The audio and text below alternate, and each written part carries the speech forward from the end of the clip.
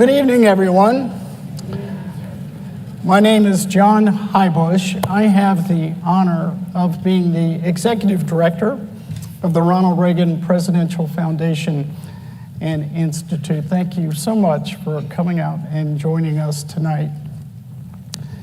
In honor of our men and women in uniform who defend and protect our freedoms around the world, if you would please stand and join me for the Pledge of Allegiance.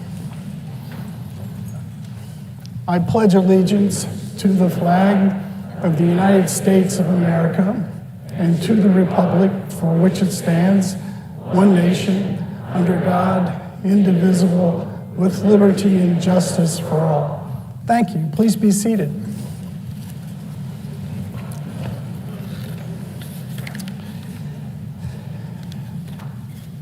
Before we get started, we have a few special guests in the audience I want to make sure we recognize tonight. And I'll start with former Congressman Elton Gallegly and his beautiful wife, Janice.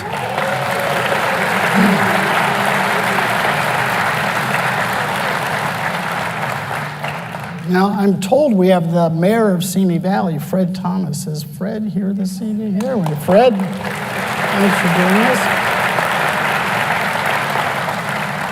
And Simi Valley Council Member Rocky Rhodes. Rocky, there you are. Good. Thanks for joining us. I want to extend a warm welcome back to our guest speaker tonight, Secretary Mike Pompeo, who was last here in 2021 as part of our Time for Choosing speaker series, which was focused on the future of the Republican Party. Having read all 416 pages of your new book about never giving an inch, Mr. Secretary, it was not lost on me when I read it that you are ready to continue that conversation. He has crafted a great read that I am sure you as the audience are going to enjoy. And in the process, he has offered the Republican Party and our country an America First leadership model for the future. This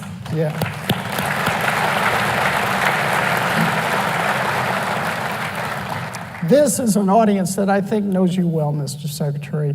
Most probably they know that you were first in your class at West Point, that you were the first person ever in history to serve as both CIA Director and Secretary of State, America's top spy and America's chief diplomat.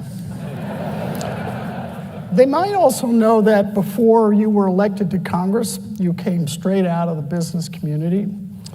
But what I want to make absolutely sure this audience knows is that for just about your entire adult life, you have shared a commitment to advancing the values and vision of Ronald Reagan. And I want to express our gratitude for the way you in particular have helped to uphold the Reagan legacy during your time in Congress, while at Langley at CIA and as Secretary of State. For example, you were with us to unveil a statue of President Reagan at our U.S. Embassy in Berlin, overlooking the Brandenburg Gate, where our 40th president demanded that Mikhail Gorbachev tear down this wall. And more recently, you were with us in Washington, D.C. at the Reagan Institute to launch our Center for Freedom and Democracy, which is helping to renew President Reagan's vision for freedom and democracy around the world. Thank you for your true friendship through the years, Secretary Pompeo.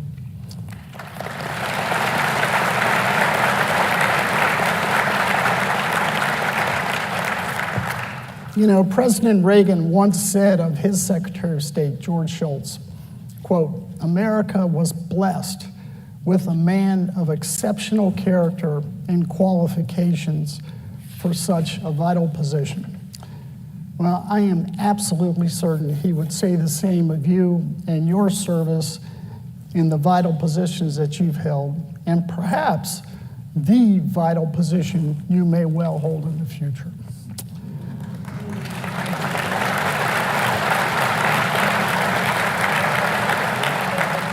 But I will let you tell us if you have one in mind.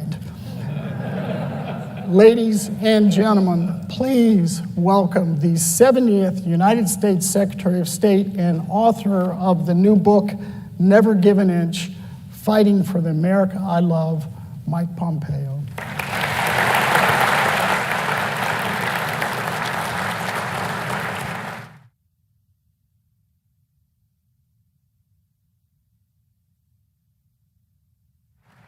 Thank you all.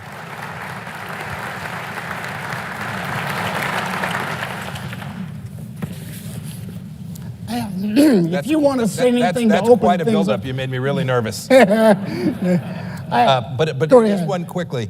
First of all, this is an incredibly special place for me. You talked about my time as a young lieutenant. I came out in 1986 as a brand new second lieutenant, patrolled the then East German border, and I had Ronald Reagan as my commander-in-chief. I cannot imagine a better boss for a young lieutenant in the United States Army. And so as I sit here tonight and look around, I am literally in awe. I love this place. I love that man. I love what he stood for. And the fact that you all are here tonight just makes it so special for me. So John, thank you for having me here, and thank you all for coming out. We'll have a great time talking about this 416 pages.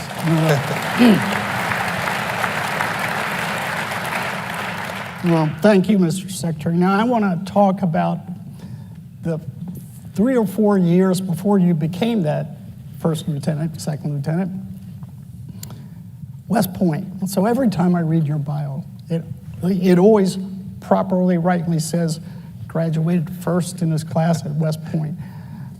But I wish I had that in my bio. I mean, that's a big, big deal. How does someone successfully graduate in that spot? I don't know. It's kind of funny. When I have classmates of mine from the class of 1986 around, and they're sitting at an audience at an event, and I get introduced that way, they just like roll their eyes. Like, dude, that's 40 years ago. Like, do something. Rightly so. West Point it gave me this incredible insight into the way we train leaders in the United States of America, the things that work. And I don't know how we ended up doing that well. I was a good student. I worked hard, and the Lord smiled. Other than that, I have no answer. Yeah, well, it is a big, big, big deal. You use a term throughout this book, and the moment I read it, I think I know what he means, but I'd like you to explain it to the audience. And it's about being a pipe hitter. Oh, yeah. So it's a term that I had heard a couple times, but never in the same context. I was a brand new CIA director. I had a chief of staff named Brian Carbaugh, an amazing patriot, 30-plus year CIA officer, now retired. And he was helping me put the team I needed on the field. And I followed Director Brennan, who had a very different vision for the CIA. That's my diplomat coming out to me. That's as polite as I can put it.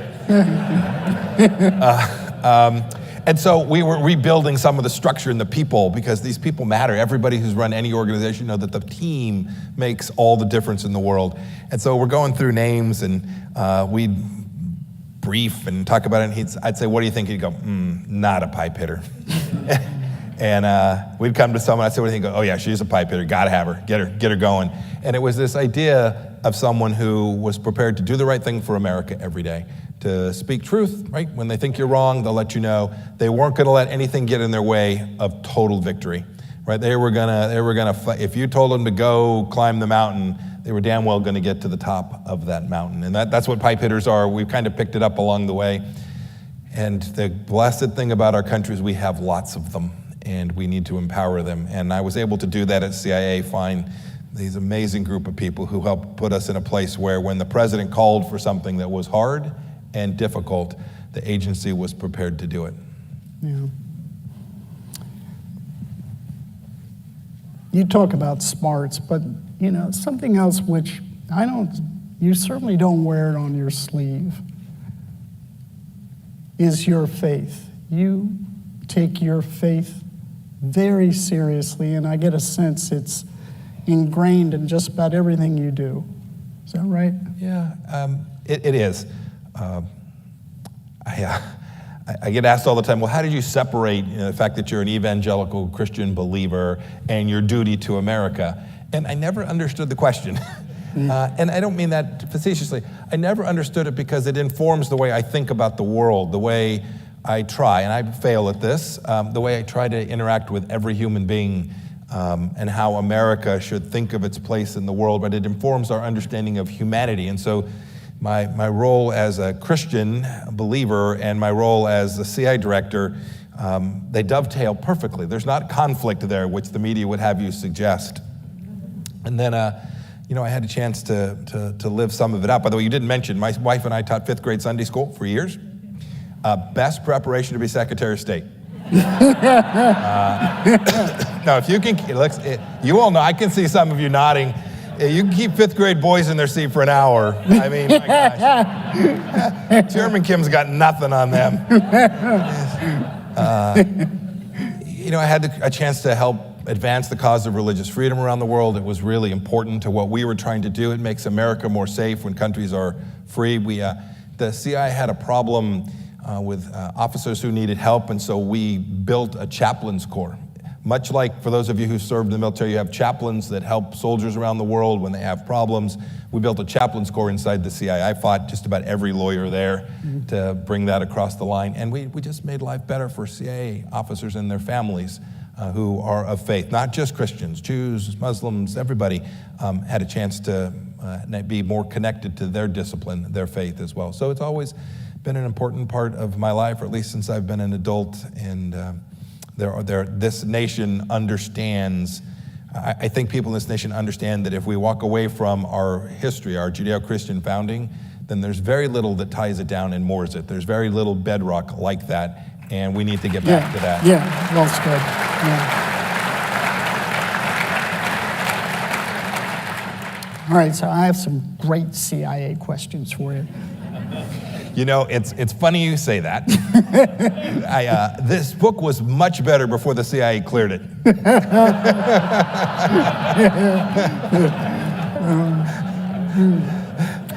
Okay. It's still good. You should still buy it for your kids and grandkids, but it was better. Exactly. There's the CIA version. Yes, exactly. Yeah. I remember when you visited here as the director of the CIA, and I remember telling you, because there was rumors that you were going to be considered for Secretary of State, and I said, please don't. Not because you wouldn't make a great Secretary of State, you did, but I just knew you were doing so well at the agency, and I thought about, when we stood and pledged allegiance to the flag, and I talked about asking people to do so in honor of our men and women in uniform to protect our freedom. But these dedicated people at the CIA without a uniform put their lives on the line every day, and they do so essentially anonymously. Yeah. Tell me, what kind of person does it take to be that kind of person at the CIA? Yeah, certainly the operational folks, including a very special group of people called SAC. This is essentially the clandestine paramilitary forces of the United States. These are amazing people. A lot of them are veterans themselves, so they'll spend 6-7 years, often special operators in our armed forces, Air Force, Army guys, Marines, Navy folks, and then they come and be part of this team. These are great people who do this very quietly in the dark. There's an advantage to that too. What's the best thing about being the CIA director is no media. Mm-hmm. Yeah. It is lovely. But they're great people, and it's not that they don't screw up. It's not that the CIA doesn't make mistakes. They get it wrong. We got it wrong on our watch too. But by and by, these are truly committed patriots, trying every day to get it right. They are. Of the organizations I observed in the government, the working level folks at the CIA are the least political people I met. They're more like young soldiers, young enlisted soldiers, tell me what mountain to go climb, tell me where to go, and I'm going to go do it. I don't care who the president is. It's not about politics. It's about delivering the information that decision makers need to make world-class decisions. And it was an absolute joy. When the president asked me to be the Secretary of State, I was, of course, humbled and honored, but man, I loved what I was doing. Yeah, I bet. If the average person watching from the sidelines and politics is playing out and Trump's the president, people, oh my gosh, well, he must have been such a difficult man to work for because of the chaos and the Trump and the tweets and that. But yes, I've heard that before. I also think, though, that whether as director of CIA or Secretary of State, there was an advantage in that for you, in that unpredictability can oftentimes play to our advantage. And with you in those roles, I have to imagine that might have helped sometimes. Yeah, John, it's very true. I actually remember, it reminds me of when I was here as a CIA director. I was on stage with Director Panetta, and Brett Baer, I think, was the moderator, if I remember it right. And Brett asked he asked this differently. He said, how do you survive the tweets? Or something like that. Something like that. And Director Panetta gets this big smile on his face, like, I can't wait to see what he says. And so I leaned in and said, oh, they're enormously helpful. Which there was enough truth that my mother would have approved of that. But your point about the unpredictability was spot on. Just think about the contrast. I would travel as Secretary of State, and the first thing the foreign leader would often ask me is, tell me about your boss. Right? And I didn't know him, that uncertainty. And then I could, of course, fill that in the way that was appropriate, truthfully, but highlight the things that made us and America have leverage in the relationship. Contrast that with our current president. I don't mean this politically, but I mean, he's been in public life for 50 years and everybody knows him. Right? He's been to these countries, these leaders know him. His level of predictability is very, very high. And so they have better read on the things they can do and not do. And with us, there was a lot more uncertainty. Uncertainty. I was the 70th Secretary of State. He was the 45th president. More turnover in my gig than his. I know, you would check my phone every morning. No tweet, go to work. No, it's true. It's absolutely true. But one more thing about President Trump and working for him. He was a great boss. I had the advantage of I spent lots of time with him when I was the CIA director. He wanted the director to come brief him, which is not typical. I would do the daily brief when normally it's some very capable CIA officers. And by the way, you should know I brought a capable CIA officer with me, so it wasn't just me winging it. I had professional assistants, which was useful. But I got a chance to learn how he absorbed information and watch him in the context of trying to think his way through problems. And we developed a relationship where he gave me the space to do the things I needed. If you watch, I remember there was never any gap between President Trump and me. There were lots of folks who fell down, leaders in the administration who fell down because they allowed the media to drive a wedge between themselves and the president. And I never did. Secretary Baker came to see me when I was in the transition from CIA to state, and he said, young man, if you let there be a distance between you and the president and you travel the world, you're just a dude on vacation. And I remember the exact wording so well, and I never let that happen. As much as Chuck Todd or Andrea Mitchell would try and split us, Mike, please tell us about this tweet. I just never let that happen. And that gave him confidence in me, and in turn, it allowed me to project what we were trying to do as we tried to deliver good outcomes around the world as well. Yeah, bravo, bravo, yeah.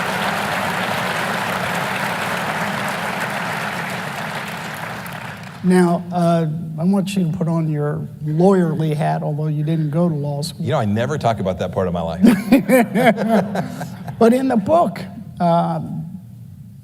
sadly, you and your family, wherever you may go, have to be protected because part of your job as CIA director was you ended up overseeing the killing, frankly, of well over 30 Al-Qaeda terrorists, very bad people. Question for you.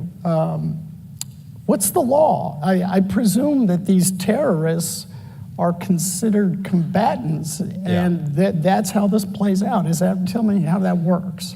Yes, no, there is not an action that even comes close to killing someone that there aren't 100 lawyers looking at, that much to my chagrin, from time to time. It would delay things, but we wanted to always get it right. This is the American ethic and ethos, and we are going to operate inside both American law and the central ideas of international law too, the rules of conflict and armed warfare. And so we would always have lawyers reviewing anything that we did in great detail, especially in my first role, because that's a very quiet thing. That's the right way to do it. We made America safer when we made what are deeply consequential decisions. We also always knew, especially when we were taking actions in complicated places, that bad things happen, mistakes happen. Missiles come off rails, people move in the middle of actions. You have intelligence reporting that turns out to be incomplete or inaccurate.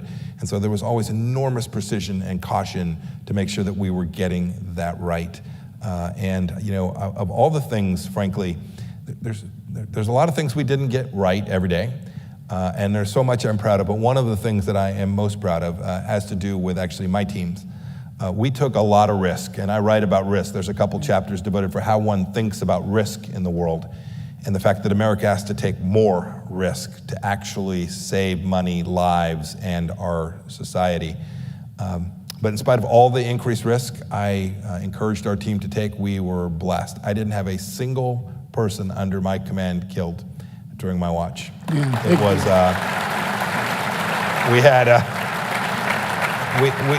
we had our fair share of, oh my goodness, moments, but the Lord was smiling. But I also think that we had done the hard work, to your point. We'd done the reviews, both tactical, operational, and legal, to put our team in the best position to execute the mission with the elan that you deserve every day. Yeah, well said, well said. Tell us about Mossad. I mean, if you go to the movies, you read books, and you just say, oh my gosh, the Israelis got it right. And so, tell me. It's funny you mentioned that after talking about lawyers. They don't have any. It's you can see I'm a touch envious. So, the very first trip I took as CI director was to Israel to meet my counterpart, a fellow named Yossi Cohen. We are still dear friends to this day. He was a real spy, unlike me. He'd spent 30 plus years working for Mossad on the ground and had done some amazing things for them. I went to see him because I knew that Israel was our only partner in the Middle East that could help President Trump do the things that, and it's a great story. There was always competition, John, between CIA and Mossad, right? CIA is big and powerful, and we have great movies. And Mossad is a smaller but incredibly capable operating force. And so it was always, we're better. And Yossi and I cut a deal that day. We said, we are not going to let that happen on our watch. We are going to go build out a structure together that when Prime Minister Netanyahu and President Trump ask us to do something really hard to solve the problem with Iran, we're going to be ready to do it. And so we took two teams, we put them together. We read them the Riot Act, saying, this is not about who's better than who. This is about defending the things that matter to our two countries, and we did really good work. To this day, when something blows up in Iran, whoever sees it first calls the other one, and we just laugh and hang up. Yeah, it's fun because we know the Iranians are listening on our phones, and we know that it must drive them crazy. It doesn't even matter if it had anything to do with us. We're trying. Right back at you. Yeah. I knew this was going to be a great event. They are an important security partner, Mossad, and frankly, the Israeli security forces, even more broadly, that are really important security partners to keep American lives safe every single day.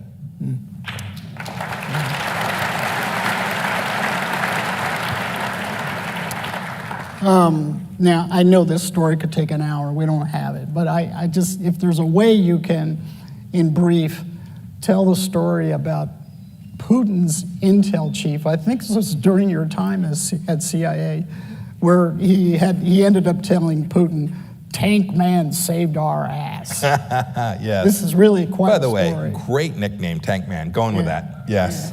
If we end up on a debate stage, I am confident that won't be the nickname President Trump gives me. I don't know what it will be, but that won't be it. So the CIA learned of a terror plot that was going to take place in St. Petersburg. Chechen terrorists, they were going to blow some stuff up. We passed this information to our counterparts in Russia. So they take down the plot. They did the hard work. It was amazing. And the story that's fun about this is I get a call from President Trump, and he says, I can't remember, I was traveling somewhere in the world, and he said, "Mike, you're not going to believe this. I just got off the phone with Vladimir Putin, and he's about to issue a press release thanking you personally." And you will remember what time this is. I thought to myself, I'm going to get impeached too.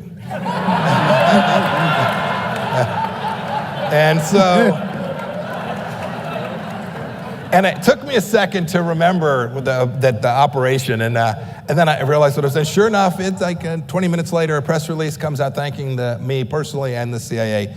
And what was great about that is we certainly saved Russian lives with the information that we gathered. But we saved American lives almost certainly too. There are always thousands of Americans traveling. I guess not now, but at that time, there were thousands of Americans traveling in St. Petersburg, and these locations would have almost certainly resulted in the death of Americans too. Wow. So Wow. It was good stuff. Your intelligence collectors doing great work to save Americans all across the world. Yeah.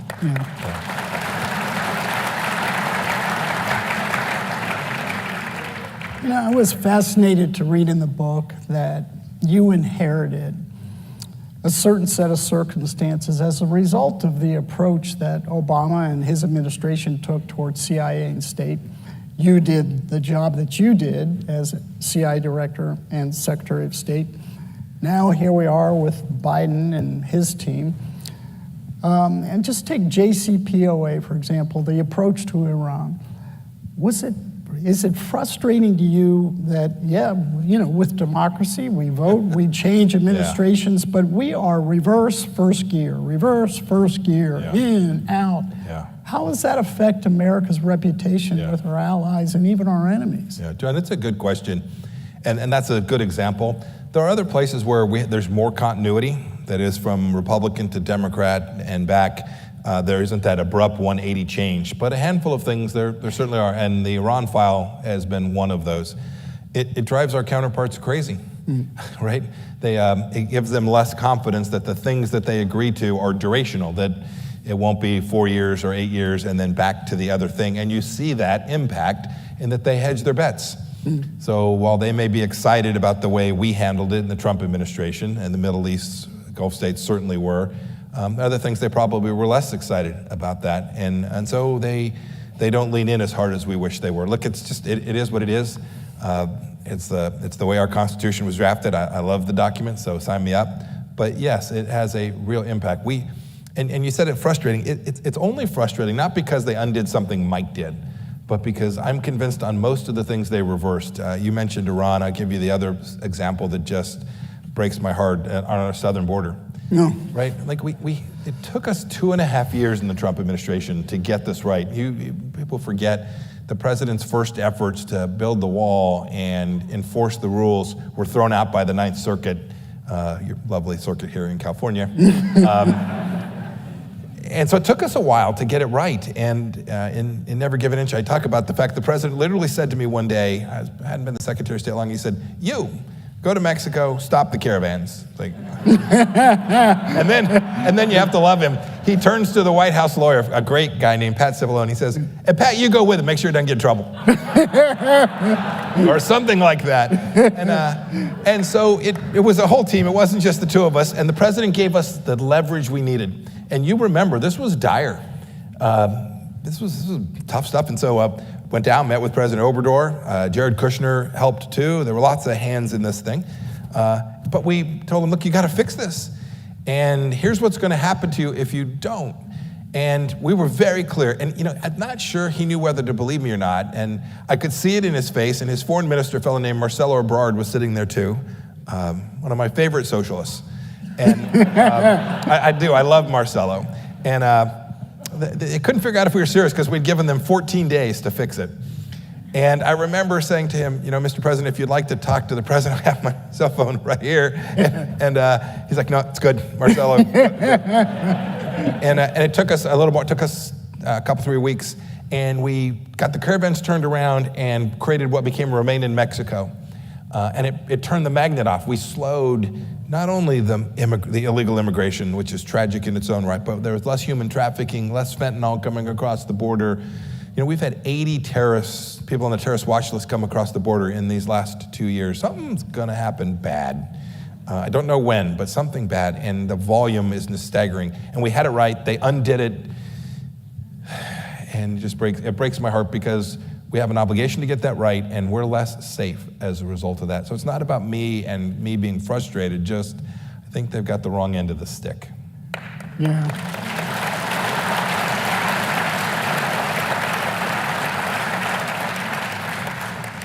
I was going to get to exactly this subject, but because we're on it, let's just get into a little bit deeper. I know that, you and I, everybody here is on the sidelines right now, so we watch the Biden administration and the policy or lack thereof when it comes to the southern border.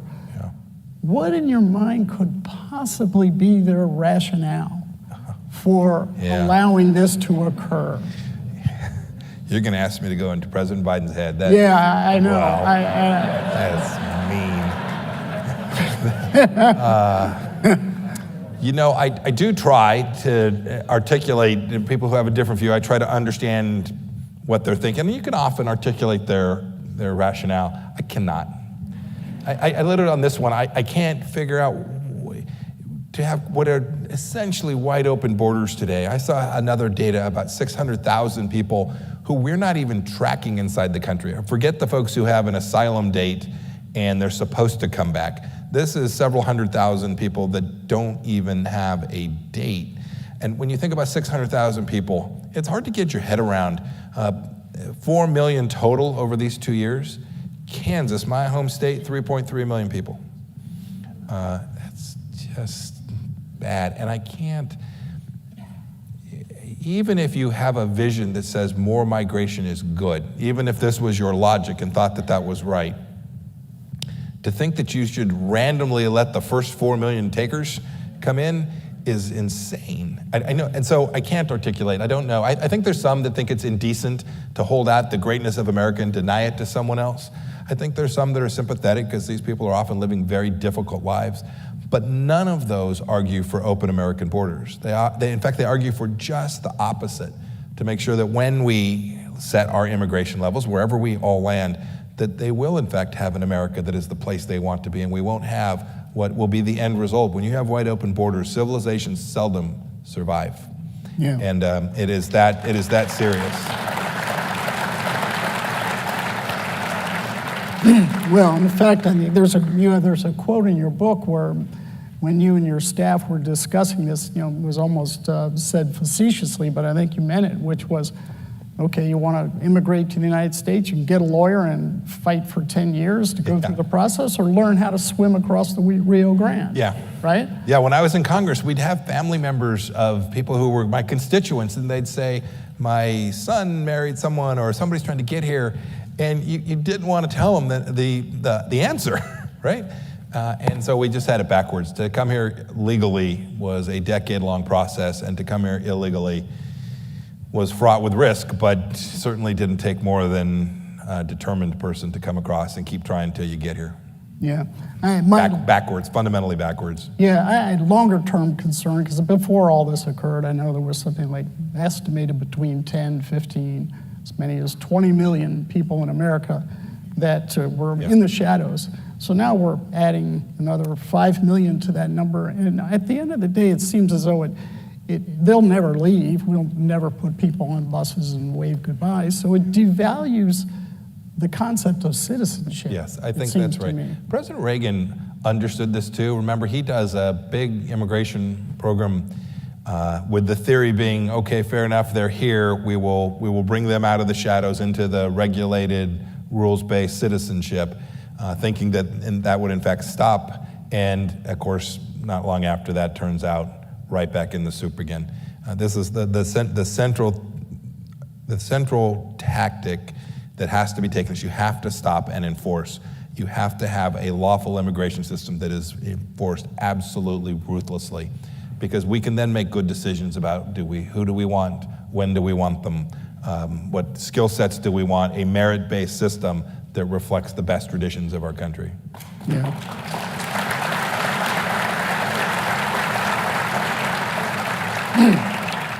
Okay, I'd like to bounce to the other side of the world again for a minute, and this was a tough one for you, for the administration, because of the circumstances, the Khashoggi, his death, the killing of Khashoggi, MBS, Iran, Saudi Arabia, the whole thing. I think you make the point that, as heinous as that situation might have been, our relationship with Saudi Arabia, there are so many things happening from the standpoint of allies behind the scenes where they are saving America in many ways. And I just want you to talk about the importance of the alliance. Yeah. So yes, there's been quite a kerfuffle around this issue from the book. And by the way, there was a challenge at the time as well. The Saudis sent folks to the consulate in Turkey and killed Jamal Khashoggi. Cold-blooded murder, terrible. We then had a decision. What do you do in response to that? You should note that, I don't want to be cavalier about it, but this is not uncommon in the world. It's a pretty mean, nasty place. And we concluded that we wanted to punish those who'd actually engaged in this act, and we ultimately I signed the sanctions for 12 or 13 Saudis, but we also knew that our mission set was making sure you all were safe. And as much as we wish for human rights perfection around the world, it's ephemeral, it's a fantasy. And so I went in and recommended clearly to the president. There were Republicans, Democrats screaming, cut off any relationship, don't talk to the Saudis. You should know we have a significant number of our armed forces there, that we have a footprint. So it was going to be a big unwinding. And I said to the president, we should not do that. This is important. The Kingdom of Saudi Arabia matters to the United States.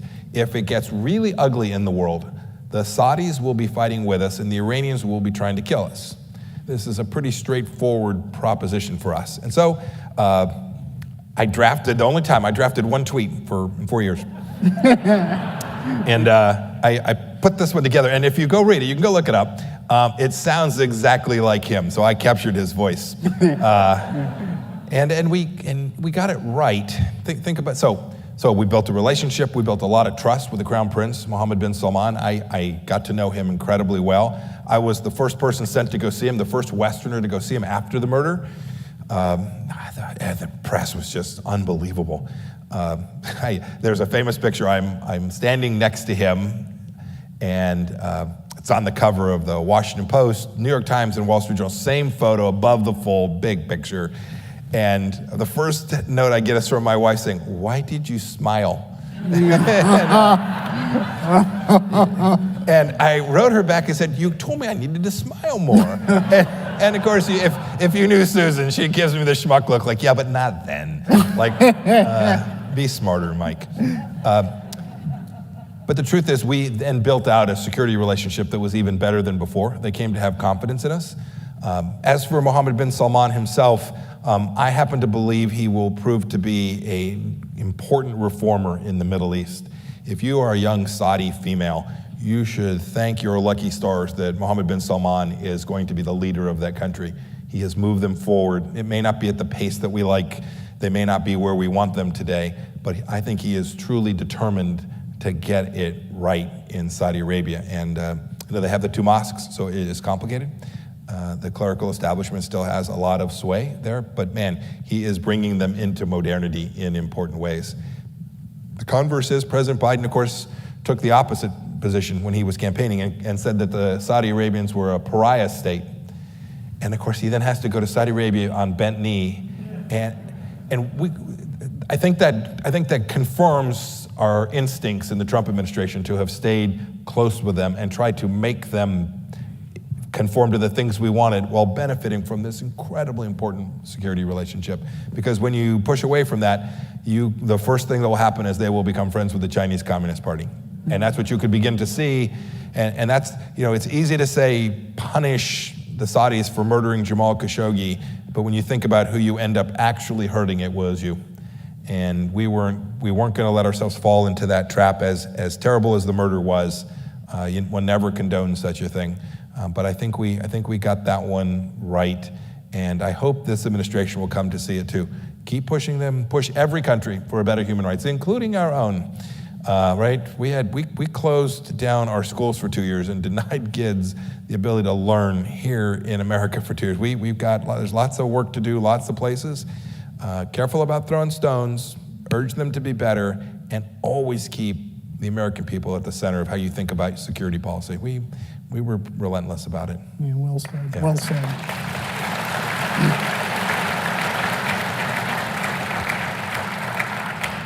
In just a minute, I want to move to China because of its importance. I don't know anybody wants to move to China. Yeah. Well, at least to the topic of There China. you go. All right. And of course, Russia. Russia, yes. But before I do, could you talk briefly about one other monster risk that you took and did so successfully with Soleimani? Sure. Qasem Soleimani was the number 2 official in Iran. He was the general of their external terror operations called the IRGC, bad guy. He had killed 500 plus Americans, some of whom were my friends in the Gulf War, with improvised explosive devices. He was still at it when we came into office decades later. And so we had been trying to figure out what to do. Previous administrations had wanted to take him from the battlefield too. He was a general. And the answer was, you can't do it. He's popular, so popular in Iran, they will have to respond. It'll be World War III. We began to see the Iranians were, they'd taken down 2 American UAVs traveling in international airspace. They fired missiles into eastern Saudi Arabia, where we had lots of Americans, almost killing Americans. Think of Halliburton, Schlumberger, folks working at a big Saudi industrial energy facility, and we got lucky. And we were about to lose deterrence, which we didn't want to do on Iran. And then fate met. We managed to track his path. He was going to fly on commercial airlines because he couldn't fly a private plane. We'd simply take it out of the sky. He was flying on commercial airlines from Beirut in Lebanon to Damascus in Syria to Baghdad, and we had a plan. And so I went to brief the president. He was that day plotting to kill even more Americans. He was literally headed to Iraq to approve a plan that was going to kill a bunch of our fellow citizens. So I flew to Mar-a-Lago on December 29th of 19, briefed the president. I had Secretary Esper and General Milley with me, and recommended to the president that we end the plot. And he said, great, sounds good, which was something, because the rest of the world thought, boy, this will be World War III. So it was a very bold decision that he made. Easy for a Secretary of State to recommend, hard for the guy who's going to own it, and he did. When I got up to leave, I wanted to remind him. I said, Mr. President, don't forget, we're going to fire a Hellfire missile at an international airport, and we've never done that before. And he looks at me and says, don't F it up. Like, you know, Mr. President, it's not my missile. I'm a diplomat. Right? And I got the message received. And here's the great thing. This story has a wonderful ending. Your military did not screw it up. They fired a Hellfire missile at a moving vehicle going 60 miles an hour at an international airport and struck within 6 inches of the target, killing only the intended recipient. There you go. It's no other military. So three things from the fallout. First of all, no other military in the world could pull that off. So we should be incredibly proud of what we've built and the young men and women who carry it out. Second, the Iranians stopped bothering us for a while. In the days before that, on January 1st and 2nd, they were pushing vehicles through our embassy in Baghdad. And I had my officers at terrible risk, and we deterred them. Exactly how Ronald Reagan would have thought about deterrence is what we delivered that day. The last thought, it didn't just deter the Iranians.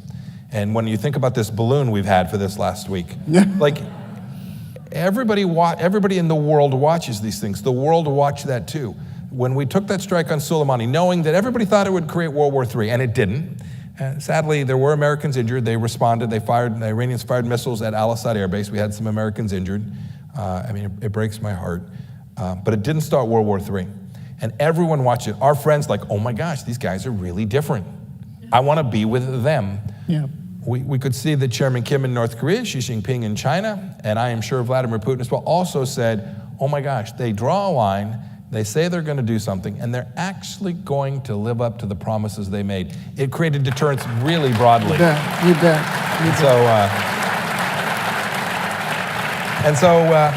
So it was a righteous strike, a lawful strike. It's impacted my life. I now have a great security team that keeps us all safe here tonight. No, I mean that. The folks who protect us, me, where I go, are amazing and remarkable men and women, and I thank them for it every day. We joke, they've got this $1 million bounty on my head, which my wife thinks is a little low. There's days she thinks it's too high. By the way, there are days I'm sure she's starting a GoFundMe campaign. Honey, you didn't take the trash out. Like, oh, good. Yeah. Oh, that is great. All right. Okay, so now we will visit the topic of China, and the subtext I have for that is, hey, is that a balloon up there? Okay, you ran CIA for a couple of years. What is this balloon doing over the United States? Is it literally collecting intelligence? Yeah. Or what's your assessment of that? So I'm not in government, so I don't know the details, but I give you my judgment, having seen things that feel like this. 100% certainly it's not a weather balloon, or 99.9. 100% certainly it was intentionally driven over the continental United States, and they were deeply surprised they got to fly it as far as they could, as was I. I don't know what they collected, or maybe the Department of Defense has said they were able to jam it to stop it from collecting. Could be right. I hope that's right. But the second order impact, wholly apart from if they could actually take pictures or collect data from over our military bases, which it flew over, the world saw that. I was with a European former colleague of mine. He was the foreign minister when I was the Secretary of State. And I saw him on Monday, and he walks in the room with me and just goes like this. And he just said, we're watching this, and we're watching no decision being made, and your airspace being violated with clearly a Chinese military intelligence device, and nothing. And so regardless of what it was actually doing, the perception is the antithesis of the Soleimani strike, right? It's the flip side of that. Now the world says, and Xi Jinping says, boy, if you're not going to defend the Aleutian Islands when this thing penetrates your airspace, what's the chance you're actually going to help Taiwan? Yeah. Right? So we forget that the tactical piece of this, the collection, is problematic. The geopolitical risk associated with this is really risky. And when you begin to layer that on an administration that, right, that screwed up the departure from Afghanistan and had 13 Americans killed, we had a president that talked about a minor incursion in Russia being okay. And now a balloon, right? These things accrete over time. They aren't isolated incidents that are separate and independent. They are cumulative. Yeah. And boy, it just means that the bad guys are feeling pretty salty. What's the old Southwest Airlines line? They are feeling free to move about the cabin. Yeah. And that's just not. That's the exact opposite of what President Reagan talked about.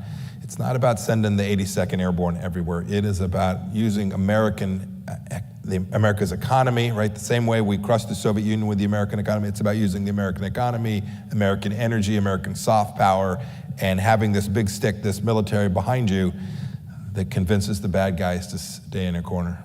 Yeah. Well,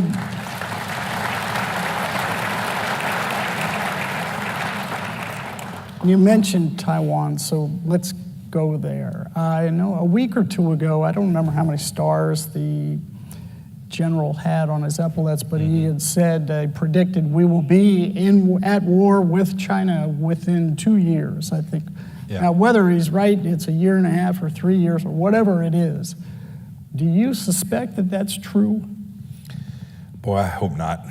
And it's not an independent variable. So the likelihood of that happening depends deeply on how we behave in this 1 year, 2 year period that the general was talking about. If we let the kind of things that happened with the balloon, if we continue to let the Chinese Communist Party infiltrate our universities and schools and research centers, if we let TikTok stay inside our system, if we do nothing when they put a virus across the world and kill 1 million Americans, the list is long. If we continue to appease, then he'll take a swing at it. He will. Xi Jinping is determined to create global hegemony. It's not a secret. He doesn't hide it. The timing is uncertain, but make no mistake about his objective. He wants us to live more like them, and we have to respond in a way that is forceful. It shouldn't be partisan, because this is going to be a long struggle. Right? Getting supply chains out, the fact that we're dependent for our pharmaceuticals on China is just dumb. We are so connected to them in ways. So for 50 years, that's been American policy, right? Since Dr. Kissinger traveled to China in 1972, the policy's been engage more, they'll become more like us. And I know Dr. Kissinger was here. He's way smarter than me. He might have been right in 1972. It might well be. He might even have been right in 1982. But by 2022, no good. Proven false. And so we've got to do it. It's going to be a struggle, but we can do this. And if we do this well, if we demonstrate real resolve, then the probability that general statement about us being at war with them will be greatly decreased. He will see the costs, and he'll say, I'm not going to do that.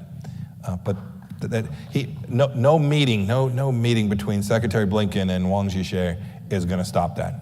I don't mean that's not about, no meeting between Mike Pompeo and Wang Yi would have done that either. This is about demonstrated willingness to take the risks that are going to protect the things that matter.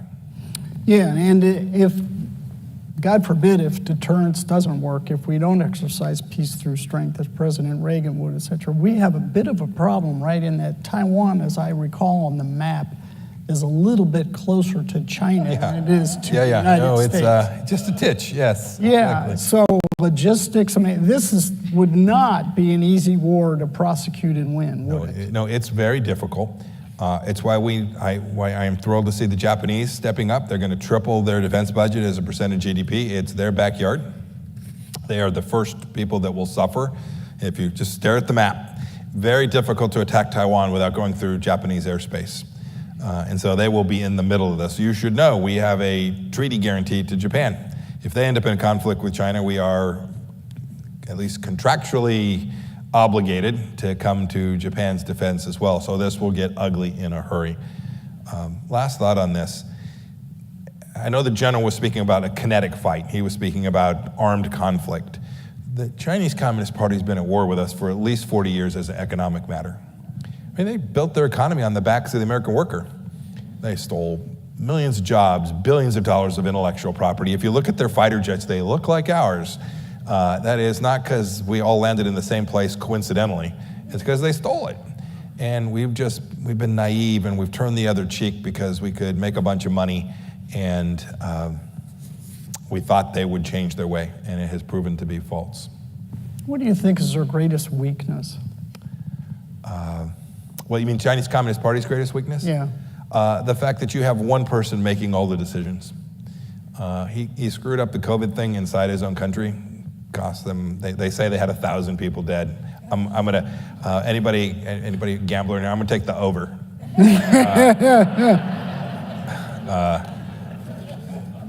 It not only cost their economy, but the number's probably closer to millions of Chinese killed. There's no board of directors for Xi Jinping, and when you don't have a board of directors, you end up making unwise decisions. And if we press them, if we confront them, he'll be confronted with harder and harder problems. Over the medium and long run, they've also got challenges. They're not 10 feet tall. We're going to win this thing.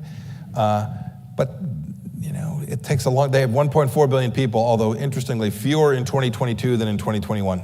So they have begun their decline. No country's ever turned that around. They won't turn it around either. They had a one-child policy for so long. They're about to have demographic decline, and that is tough to figure your way through. And so they got lots of problems. They got debt problems. They got real estate issues. Very complicated. They have 40 million marriageable age males that are unmatched, because when they had the one-child policy, it was all men that were being permitted to live. So it's complicated. Like if you're a 35-year-old Chinese man, it's like, that's tough. So they have them. And the other thing they don't have are friends. And we should remember this. We have all the friends. Sadly, they are now closer friends with the Russians. Indeed, they are providing lots of technology to the Russians in this war in Europe. But it's basically the Chinese, now the Russians, the North Koreans, the Iranians, and maybe the Venezuelans against humanity.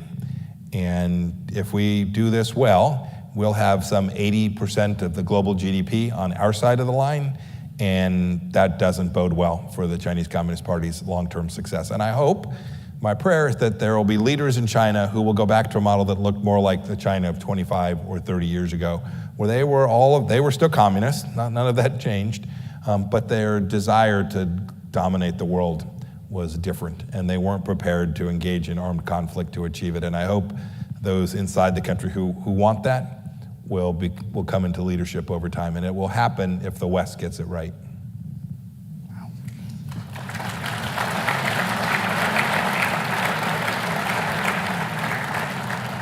All right, let's do like a lightning round on Russia. You're one of the few Americans who's looked eye to eye, spent time with Putin. Who is this guy? He is a Russian nationalist through and through, right? He said it out loud, right? The greatest tragedy of the 20th century was the dissolution of the Soviet Union. It was funny because when I would be with him, he knew the backstory. He said, "Oh, you patrolled the border in Germany back when I was trying to take Germany." I'm like, yeah, that was me. Yeah. He is evil.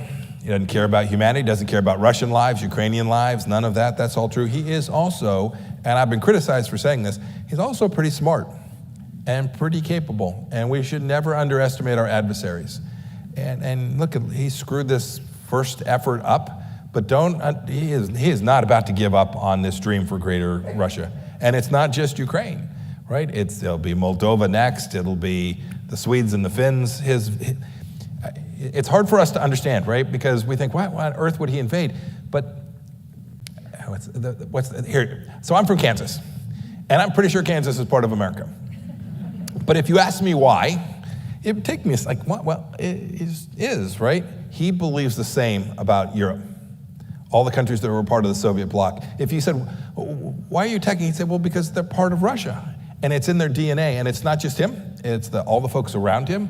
Indeed, it broadly shared through the Russian populace, right? This idea of Russian greatness, greater Russia, exists broadly. And so we shouldn't underestimate his tenacity. He's gonna stay at this until the costs exceed the benefits in his eye, and we're not close yet. Do you think Ukraine can prevail, and by prevail, I mean get Russia out off of its borders and bring the map back to where it was? Is that militarily possible? It is. I think it is. It's going to take time, and it's going to take America actually providing them the things that they need. And I know inside my party there are many who think we shouldn't do that. It's somewhat controversial. The cheapest, fastest way to protect America's vital national interests is to provide the Ukrainians the tools that they need. Look, the country had corruption problems of staggering proportions. I spent a fair amount of time with President Zelensky, so we should never underestimate that. We should make sure this stuff gets to where it's supposed to be. But they haven't asked for the 82nd Airborne or a Marine Division. They've just said, provide us the stuff. We should beat the tar out of the Europeans so that they'll do it, It is, in point of fact, their problem first. But we have to get this right. And the quickest way to reduce risk that Putin will use a nuclear weapon or do something even dumber than what he's already done is to bring this thing to a conclusion as fast as we can. And exactly where these lines get drawn, one doesn't know. For our perspective, the goal should be this. We should work to provide them the things they need to do to negotiate a solution, because this will end with a negotiation. These things, wars always do, or nearly always do. It'll end with a negotiated solution, and we should make sure that that negotiated solution is sustainable, so that we don't end up back in the soup again in 2 years or 5 years or 10 years. And we know how to do that. It's achievable. Just as we watch these next months and the Russians continue at this, he's going to conscript more people. He's going to stay at this. And if we decided tomorrow, boy, we've provided $21-23 billion worth of equipment to them so far. If we said, nope, we're done, we're not going to provide any more, it will not be long before he is pushing on NATO borders, and we're right back thinking about even a harder, more complicated problem very quickly. And so from my optic, I wish we would have done more sooner, faster. I think we could have had the chance to bring it to an end more quickly. I have so many more questions, but we're going to be out of time. So let me just ask you to, as we close this out, Mr. Secretary, what are you most proud of? Oh my goodness. What am I most proud of? I haven't thought about that much. I guess the easy answer is my son got married. Really happy about that. Mm-hmm. Yeah. Exactly. Here I'll tell you from the administration, it's not any particular thing, because history still hasn't written the final word on any of it. The Abraham Accords were a heck of a good deal for us in America.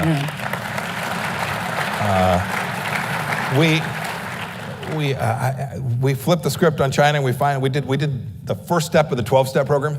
Right, the first step is to say I have a problem. So we got there, but the other thing we were able to achieve is we restored the founder's idea of who we are and how we should think about our security and our place in the world. I tell the story in the book of the day I got 3 Americans out of North Korea, 3 hostages back home. It's the quintessential way that we operated. It was 4:30 in the afternoon. I was getting ready to leave. I'd finished my second engagement with Chairman Kim, which was, by the way, that engagement, I broke Dennis Rodman's record for most time with Chairman Kim. So, it's funny. Last night I was watching TV and LeBron broke an NBA record. That's nothing, man. I broke Dennis Rodman's record. I looked at Chairman Kim and said, President and I fully expect that when I leave, there'll be 3 more Americans on my plane than when I arrived. And he kind of wandered around, and I went on my way, and we got him back. We didn't pay a dime.